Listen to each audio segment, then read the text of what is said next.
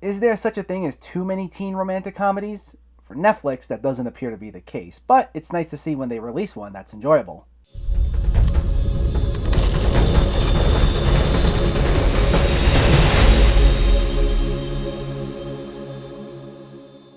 The half of it stars Leah Lewis as Ellie Chu, a straight-A high school student with no friends, but who makes some extra money on the side by ghostwriting papers for her classmates. One day, she's approached by a football player named Paul, played by Daniel Diemer, to write a letter for his crush Aster, played by Alexxis Lemire. And what starts as one letter turns into ongoing letters and texts, with Ellie serenading Aster pretending to be Paul. This is a loose retelling of the play Cyrano de Bergerac, which is a story that's been adapted countless times, my favorite of which being Roxanne in 1987 with Steve Martin and Daryl Hannah. The half of it follows the same basic plot points of a great writer sending love letters to a crush under the guise of someone else at their request. And that's where the similarities end. This reimagines the story as a teen comedy that could have easily passed as a program airing on the CW, which is somewhat fitting since Leah Lewis is currently starring in a Nancy Drew series on the CW. And I actually don't mean that necessarily as an insult. The quality of the CW programming has vastly improved over the years. But if there's one thing most of their shows have in common, it's that they can feel melodramatic and sometimes like a soap opera. And that sometimes happens here. There's a lot of narration from Ellie where she's expressing these very poetic,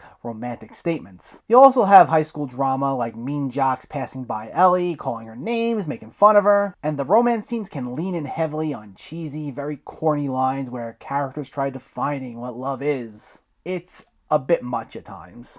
Despite all this, I actually really enjoyed this movie. I was a little apprehensive at first. When we see Ellie interact with teachers or other students, I rolled my eyes a bit. She has a sarcastic comeback for everything. It reminded me a lot of Juno, who did something very similar. She also has this really weird relationship with one of her teachers. This isn't a spoiler since it's within the first few minutes, but the teacher knows that Ellie is writing papers for her classmates. But she's okay with it because Ellie writes a completely different paper for each student and the teacher doesn't feel like reading the student's actual work. And then on top of that, she's encouraging Ellie to apply to a great school. That threw me off a lot because that would never happen in real life.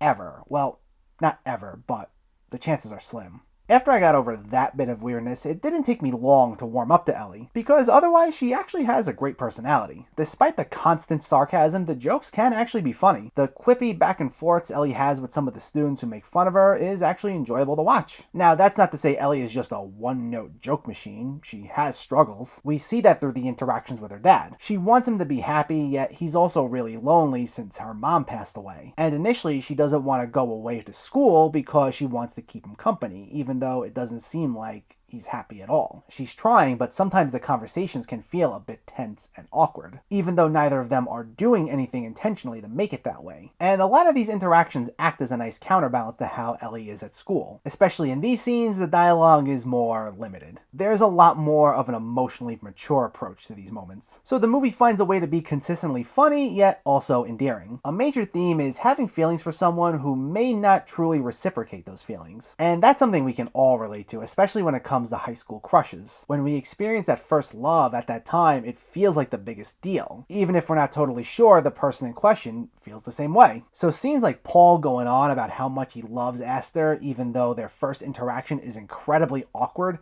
is really funny. They're especially relatable because they're situations I'm sure anyone who watches this movie has been in at one point or another themselves. It's all handled respectfully though, and doesn't just punch down at characters for the sake of a cheap joke. We still root for Ellie and Paul to both be happy because they're legitimately caring people who are trying to make things work and help one another out. These awkward situations are funny, but because of the genuine effort these characters are putting into it, you find yourself rooting for them more than wanting to make fun of them. Anytime Leah Lewis and Daniel Diemer were together were some of the highlights for me. Their chemistry was excellent, and they both give wonderful performances. One trope that I'm glad they avoided is that while they're both from different social backgrounds, him being a jock and her being a bright social outcast, that they're not initially openly hostile to one another. Now, they're not friends for sure, but they're also not these two unlikable people who initially hate each other and then out of nowhere they suddenly become friends. They're both portrayed as very likable people from the start who just haven't become friends yet. And because you like both of them from the start, it is emotionally satisfying when they become closer. It feels more natural than just two polar opposites coming together. Alexxis Lemire is also solid as Aster. You initially find out most of the information about her exclusively through these letters, so you get a lot of exposition about her before she even interacts with either of the main characters. But you still get a good sense of her personality through these letters. She's not just treated like this one-dimensional object of their affection. I particularly liked how they visualized the text between Ellie and Aster. You see it typed out in big letters while either Ellie or Aster is in the middle of something, and they'd be very colorful. It gave the movie some nice visual flair. And it's a nice build-up to the scenes where you actually do see her interact with the main two characters. Now, I'm not going to spoil anything, but the third act is the biggest offender when it comes to the cheesy romantic dialogue that I mentioned earlier. Now, for most of the movie, it's mainly within the narration and a few interactions here and there where it feels melodramatic. So I really only took issue with like a handful of things for this movie. But the last half hour or so goes into full-on soap opera territory. Some of the interactions are just cringy, especially one scene taking place in a church, which I'll just leave at that.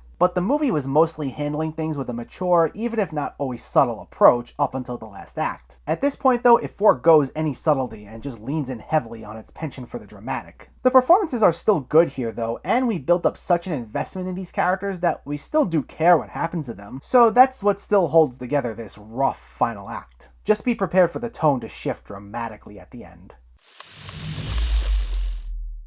I like this movie, probably a lot more than I was expecting it to. Can it feel like an overdramatic teen dramedy at times? Yeah, absolutely. But outside of the third act, it's a mostly sweet and often compelling film. It's well acted, well written, well intentioned, has likable characters, and is very relatable. Overall, a nice little coming of age comedy. The half of it gets an 8 out of 10.